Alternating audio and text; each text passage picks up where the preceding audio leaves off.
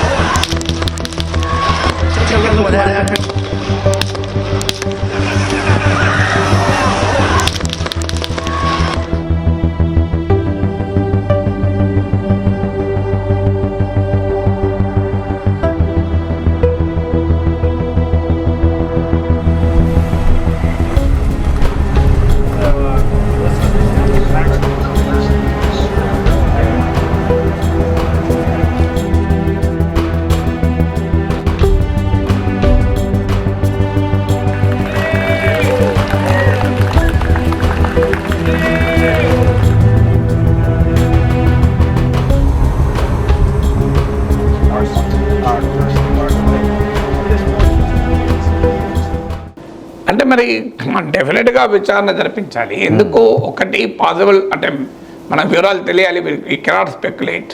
ఎందుకంటే గతంలో ట్రంప్ పైన దాడి జరిగాక బైడెన్తో జరిగిన డిబేట్లో బైడెన్ తత్తరపడ్డాక ట్రంప్ది ఆధిక్యత వచ్చింది. ఇప్పుడు మళ్ళీ ట్రంప్ కమలా హారిస్ల మధ్య డిబేట్ తర్వాత అసలు అంతకు డిబేట్ కన్నా ముందే కమలా హారిస్ స్వల్ప ఆధిక్యతలో రకరకాల ఒపీనియన్ పోల్స్లో స్వల్ప ఆధిక్యత వచ్చింది. డిబేట్తో కమలా హారిస్ ఆధిక్యత పెరిగింది. దానికి ఉదాహరణే ట్రంప్ రెండు సెకండ్ డిబేట్ ఒప్పుకోలే. రెండో డిబేట్ నేను రాను అన్నాడు. ట్రంప్ సెకండ్ డిబేట్కి నేను రాను అన్నాడు. అలాంటిది ఇప్పుడు ట్రంప్ మళ్ళీ డిబేట్కు రెడీ అవుతలేడంటే ఆయనకు అర్థమైంది. మళ్ళీ ఈ కాల్పులను రాజకీయంగా తనకు అనుకూలంగా ఉపయోగించుకొని ప్రజల్లో భావోద్వేగాలు రెచ్చగొట్టడానికి ట్రంప్ వాడుకుంటాడు. కానీ మాకు అర్థం కావాల్సింది, అమెరికాలో ఇంత బహిరంగంగా గన్ యూజ్ ఉంటే నిన్న మీరు ప్రెసిడెన్షియల్ డిబేట్ చూడండి, ట్రంప్ది కమలా హారిస్ ప్రెసిడెన్షియల్ డిబేట్ ఇటీవల జరిగింది. అసలు గన్ వైలెన్స్ మీద ఒక్క క్వశ్చన్ లేదు. ఆ మోడరేటరు గన్ వైలెన్స్ మీద క్వశ్చన్ అడగలేదు. ట్రంప్ కానీ కమలా హారిస్ కానీ గన్ వైలెన్స్ మీద మాట్లాడలే. ఒకవైపు దేశ అధ్యక్షుడిగా పనిచేసిన వ్యక్తి పైన తుపాకులు పేలితే ప్రెసిడెన్షియల్ డిబేట్లో ఆ టాపికే రాదు. ఏం సమాజం అంటే నాకు అర్థం కాదు. అంటే ఎంత పవర్ఫుల్ లాబీయో గన్ లాబీ, దీన్ని బట్టి అర్థమవుతుంది కదా. మరి అది నిర్వహించిన ABC ఛానల్ వాళ్ళు అడగాలి కదా గన్ వైలెన్స్. వాళ్ళు అడగరు. పోటీ పడుతున్న ట్రంప్ కమలా హారిస్ మాట్లాడాలి కదా దాని గురించి. మేము అధికారంలోకి వస్తే ఈ గన్ కంట్రోల్ చేస్తామని, లేదు చేయమని చెప్పాలి కదా, వాళ్ళు మాట్లాడలేదు.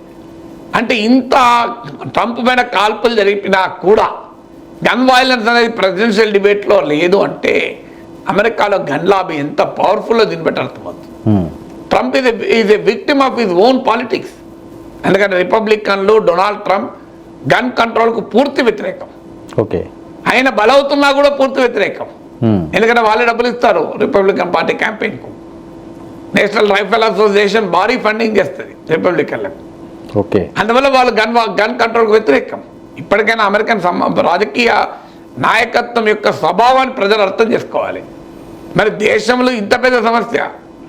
సో ఈ ప్రెసిడెన్షియల్ డిబేట్ జరగటానికి కొద్ది రోజుల ముందు కూడా ఒక 14 ఏళ్ళ పిల్లవాడు స్కూల్లో కాల్పులు జరిపితే స్కూల్ పిల్లలు చనిపోయారు. అవును. అయినా మరి గన్ వైలెన్స్ ఎందుకు డిబేట్లోకి రాదు? ప్రెసిడెన్షియల్ డిబేట్ అనేది చాలా కీలకమైన డిబేట్. అవును. ఎలాంటి అంశాలు కూడా వస్తాయంటే ఒహాయోలోని స్ప్రింగ్ ఫీల్డ్లో ఇమ్మిగ్రెంట్లు మన ఇళ్లలో పెంచుకునే కుక్కల్ని పిల్లలు తింటున్నారని ట్రంప్ ఆరోపణ చేస్తాడు. So they are eating the dogs, they are eating the cats అనే ఆరోపణలు కూడా చేస్తాడు. మరి what about guns? They are using the guns అనాలి కదా. అవును. మరి they are using the guns అని లేనే లేదు. అంటే రాజకీయ వ్యవస్థ ప్రజలకు ఎంత దూరంగా ఉందనడానికి ఇది ఒక ఉదాహరణ కదా సార్. ఇంకొకటి, ఎప్పుడు కూడా సమాజాన్ని మీరు పోలరైజ్ చేస్తే, ఎక్స్ట్రీమ్ పోలరైజేషన్ చేస్తే సమాజం ఈ కంట్రోల్లో ఉండదు. ఈవెన్ ట్రంప్ చెప్పినా, కమలా హారిస్ చెప్పినా, బైడెన్ చెప్పినా ఎవరిపైన ఎక్కడైనా దాడి జరగచ్చు.